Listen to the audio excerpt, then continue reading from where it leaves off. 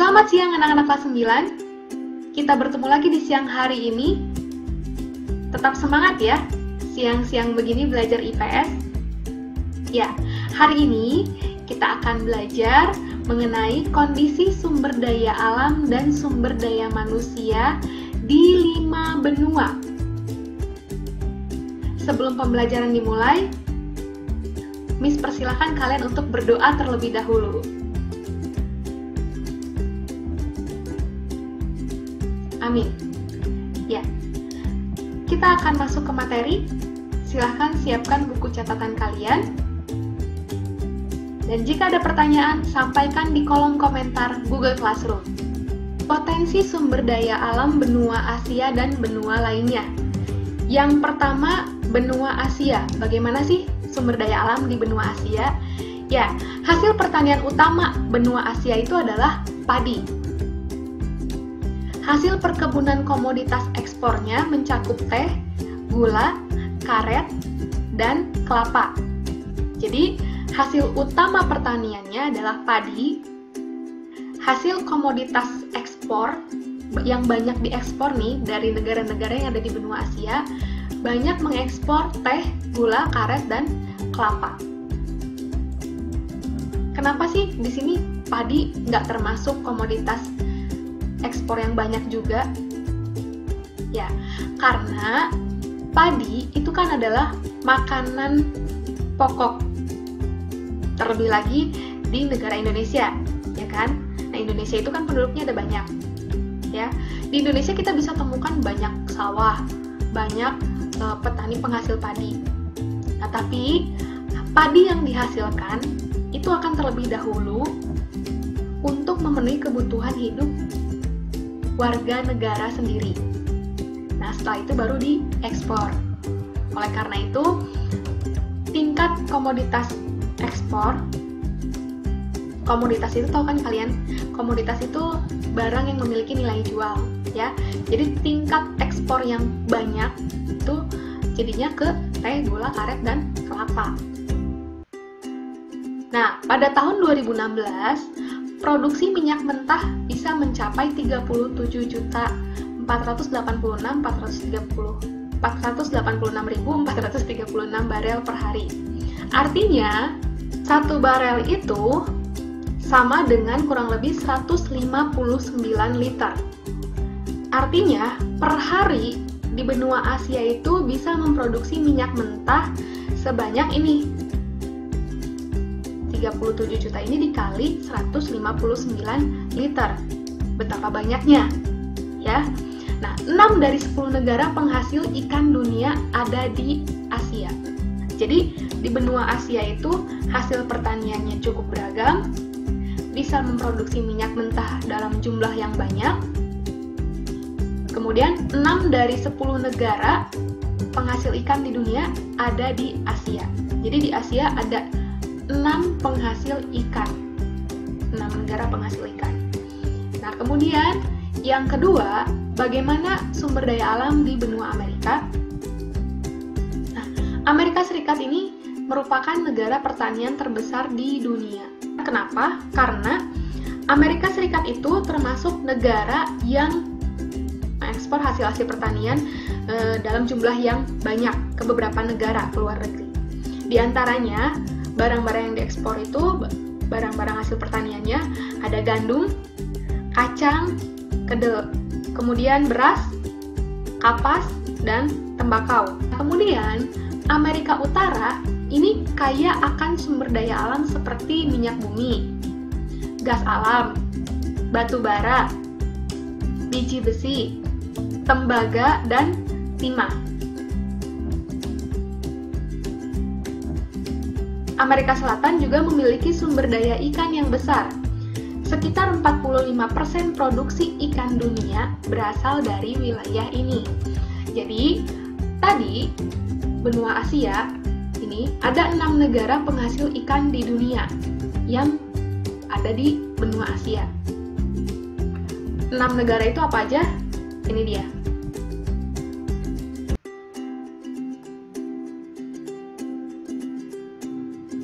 Nah, kalau di benua Amerika, ini bukan jumlah negaranya, Tapi Amerika Selatan, khusus untuk Amerika Selatan, ini merupakan penghasil 45% produksi ikan dunia.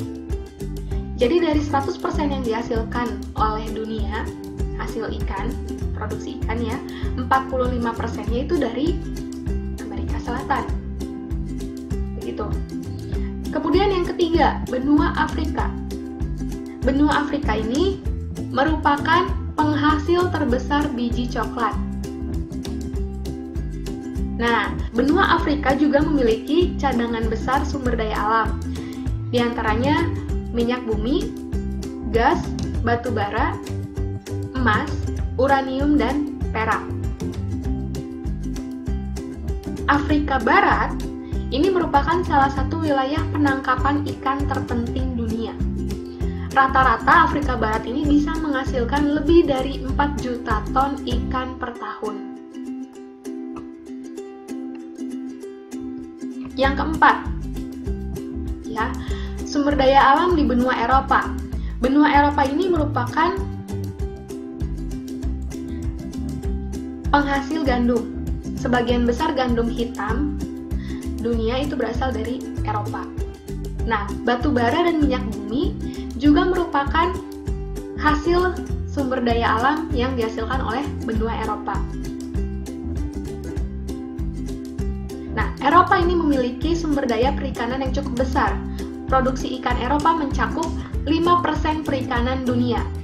Jadi tadi 45%-nya dihasilkan oleh Amerika. Ya, 45% dihasilkan oleh Amerika. Kemudian 5%-nya itu dihasilkan dari benua Eropa. Itu untuk jumlah perikanan di dunia. Kemudian untuk benua yang kelima, bagaimana sih kondisi sumber daya alam di benua Australia?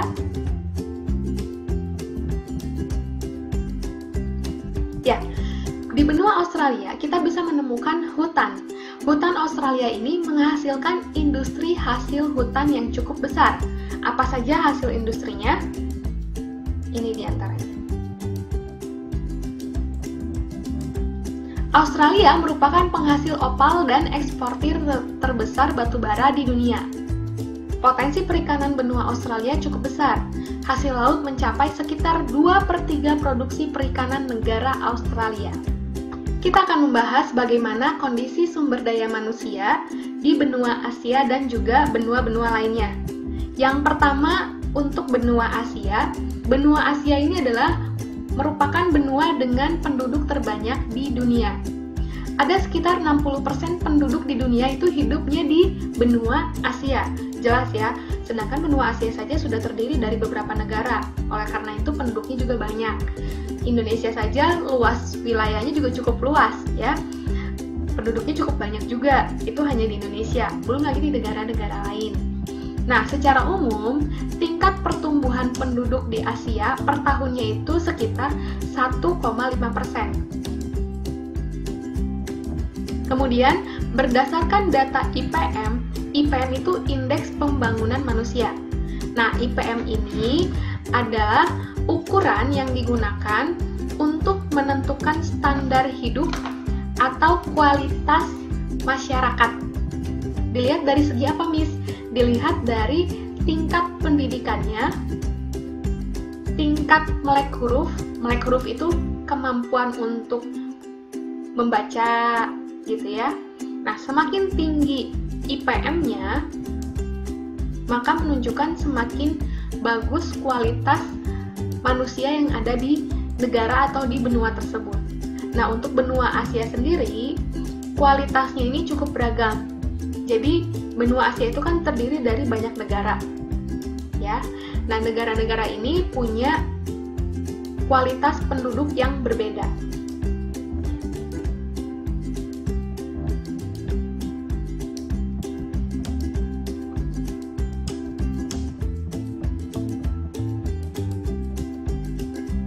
Ya, yang berikutnya untuk suku bangsa. Di benua Asia, kita bisa melihat ada suku bangsa Mongoloid, Melayu, Dravida, dan Kaukasoid.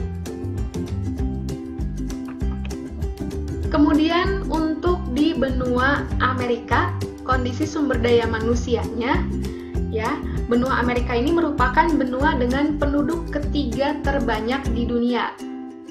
Jadi penduduk terbanyak pertama benua Asia, nah benua Amerika ini penduduknya terbanyak ketiga di dunia. Pertumbuhan penduduk rata-rata Amerika Utara, khusus untuk Amerika Utara ya, itu mencapai 0,8% per tahun. Adapun pertumbuhan penduduk di Amerika Selatan itu sekitar 1% per tahunnya. Nah, untuk kondisi IPM-nya, ya, indikator IPM di benua Amerika ini yang termasuk IPM sangat tinggi, kategori sangat tinggi, itu ada di negara Kanada, Amerika Serikat, Chile, dan Argentina. Untuk suku bangsa di Amerika, penduduk asli Amerika ini adalah orang Eskimo dan Indian. Jadi suku bangsanya ada dua, Eskimo dan Indian. Yang ketiga, SDM di benua Afrika. Benua Afrika ini merupakan benua dengan penduduk terbanyak di dunia yang kedua. Jadi yang pertama penduduk terbanyak di dunia itu ada benua Asia, yang kedua ini benua Afrika, dan yang ketiga tadi benua Amerika. Ya, ketiga. Tingkat pertumbuhan penduduk di benua Afrika itu sekitar 2,5% per tahun. Nah, negara-negara di benua Afrika yang termasuk dalam kelompok negara dengan indikator IPM tinggi, diantaranya ada Mauritius, Aljazair, Libya, dan Tunisia.